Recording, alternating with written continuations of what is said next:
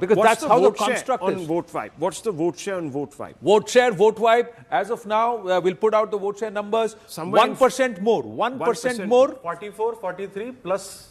So all our vote shares are plus minus 3%. Correct. So 44% for BJP and 43% for TMC. And we've discussed in the past how with a similar vote share also BJP can cross the halfway mark. Here, look at this. That means if it is 44% overall for the BJP, that means the Trinamool Congress, and it is 43%, it slipped 6% here. It has slipped 6% here. Let's go across there and then have a look. See, this is what's happened. 44%, 42%, 4% and the others. 10% for the others. So that means there's a shift away.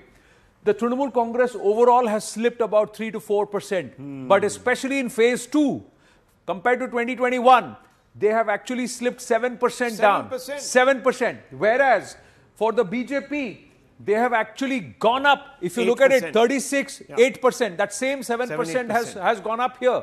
Yeah. This is the big shift in phase 2 that is also looking at, and if you look at it, it is leading to this number of 153 because they were at 95 in phase 1. So clearly the remaining 60 odd seats they have won here. 60 to 65 seats if they are going to win in phase 2.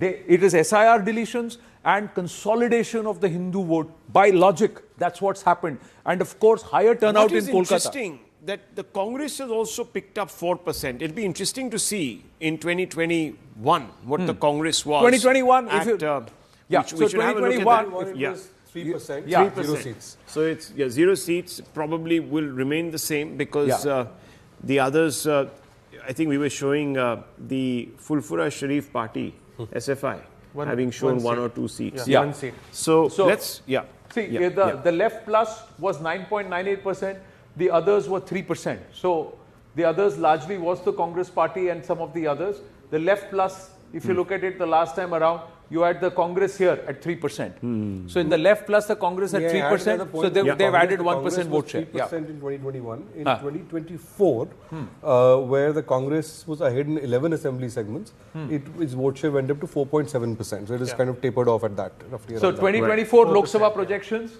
Let's look at the left plus and let's look at the Congress here. Again, the Congress went to 4.72%. So there was a 1.72% jump. They've slid back actually by about 0.72%, but they were in that region and they're moving up by the 2024 Lok Sabha elections. Yes, Abhijit Iyer Mitra, you'll take this number. You think this is plausible? Look, I think it is plausible. I just don't think that's how it's going to convert on the constituency level. The percentages I agree with, but I don't think this will actually translate into a constituency-wise vote. Why do you say that? Mostly because if you look at the strength, this is the phase 2 that we're talking about. You look at the strengths in, this is 24 Parganas and Bardhaman, right? Yeah. Now, these are traditional bastions of the TMC. Yeah.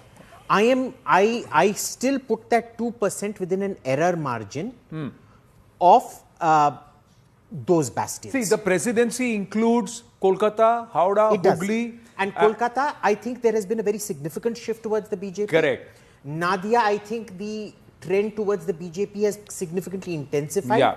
I'm just not convinced about Bardhaman and the 2 Parganas. May I add to what Abhijit is saying? We got GVL Narasimha Rao also joining us and Abhijit Majumdar also. But you'll have to. Can I make a point that since 1971, in every single election in West Bengal, the party which has come second has never got more than 90 seats. Right? And it only twice has got more than 80, otherwise it's been even below 70. Yeah. So Bengal elections historically have been very decisive elections where it's a one-party dominance.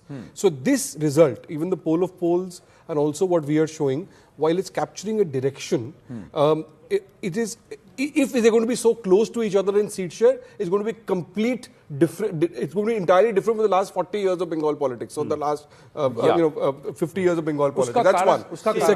The second point, I agree with Abhijit on the presidency area. The larger presidency area, even in 2019, when the BJP had its best result so far with about a 40% vote share, even then the BJP was ahead around 40 to 45 assembly seats, right? No, now, overall, in that region, right?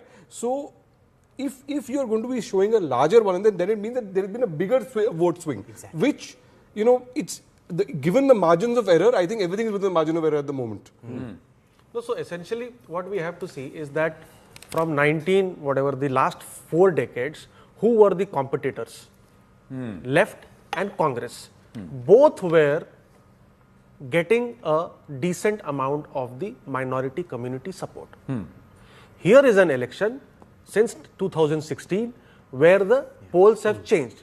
Now you have a party which is perhaps very weak, or let's say very moderate on 100 plus seats which have decent minority population.